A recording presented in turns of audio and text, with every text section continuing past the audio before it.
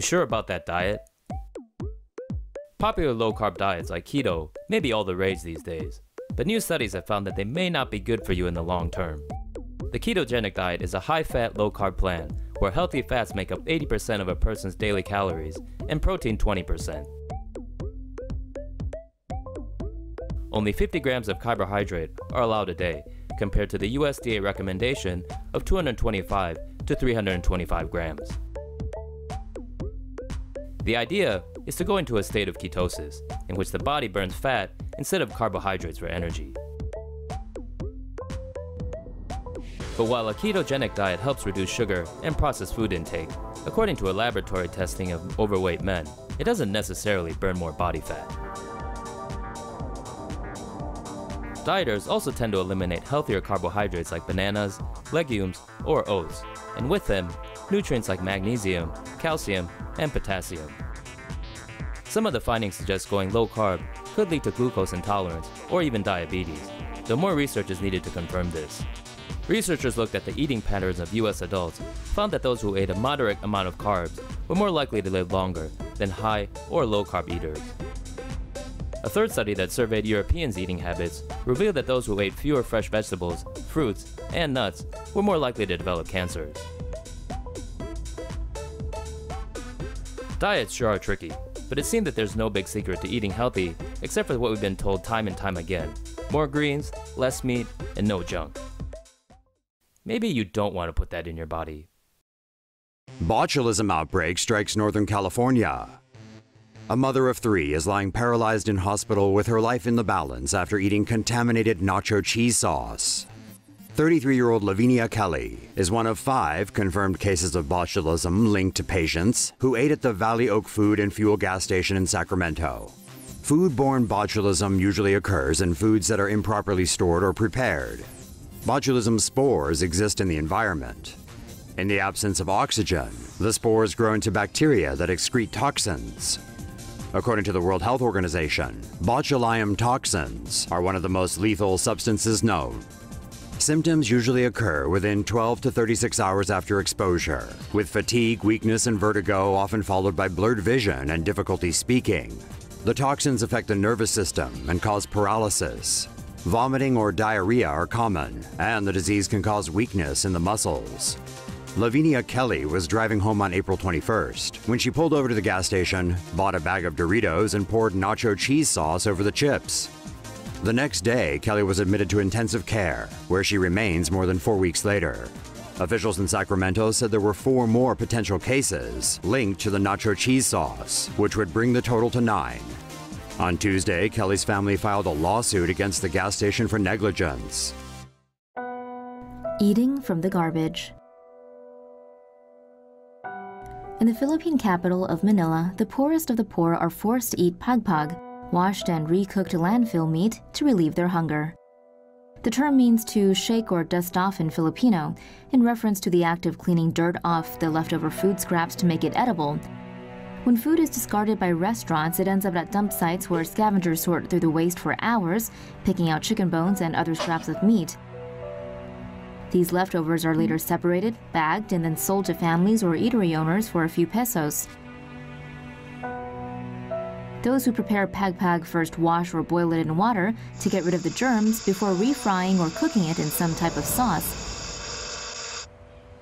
Eateries sell a pagpag meal for as little as 20 pesos or 38 US cents a portion. For those who live hand to mouth, this is a day's wage and the only thing they can afford. Slum dwellers who eat the recycled meal say it's delicious and claim no one has died from eating it. Despite experts warning that it can cause stomach and other food-related illnesses, most say they will continue to eat it, not that they have a choice. To them, food from the garbage is better than no food at all. Contamination fears spark Eggo waffle recall. Kellogg recalled 10,000 cases of Eggo Nutri-Grain whole wheat waffles in 25 U.S. states on Monday due to potential risks of Listeria contamination. Listeria monocytogenes bacteria is commonly found in soil and water. Vegetables can be contaminated with the bacteria from soil, while animals can carry it without appearing ill and can infect meat and dairy products. Once inside food, the bacteria can spread to processing facilities, where it can survive for years, multiplying and contaminating other products. The bacteria can even survive being frozen, and can spread to the freezer where the contaminated food is stored. When a person eats food containing Listeria monocytogenes, the bacteria can spread in the body and cause an infection, with symptoms including fever and muscle aches. CRF Frozen Foods announced a nationwide recall of almost 360 frozen fruits and vegetables after a Listeria outbreak in May.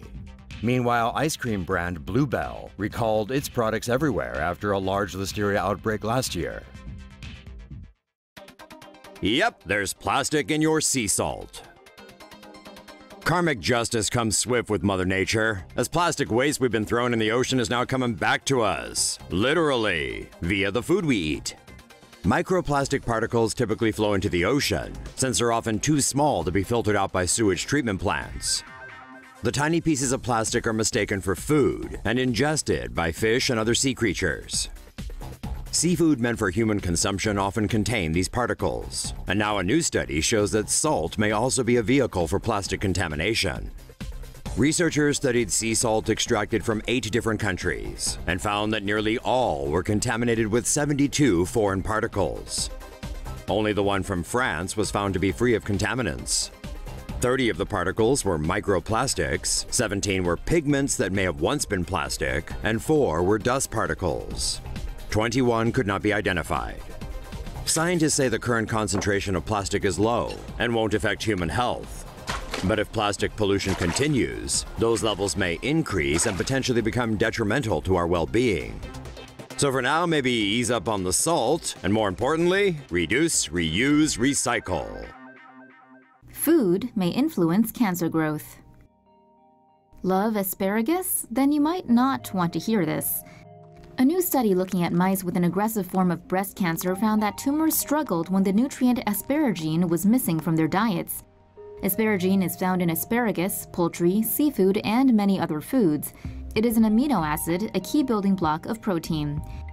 Cambridge scientists found that when mice were given a low asparagine diet or asparagine-blocking drugs, tumor growth struggled in the mice. In the future, cancer therapies could be improved by modifying a patient's diet or by using drugs that change the way tumor cells can access nutrients. The findings still need to be confirmed, so in the meantime, enjoy that asparagus.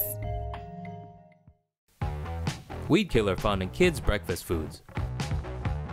The Guardian reports glyphosate has been found in a number of breakfast items specifically targeted at children, such as cereals, oats, and snack bars.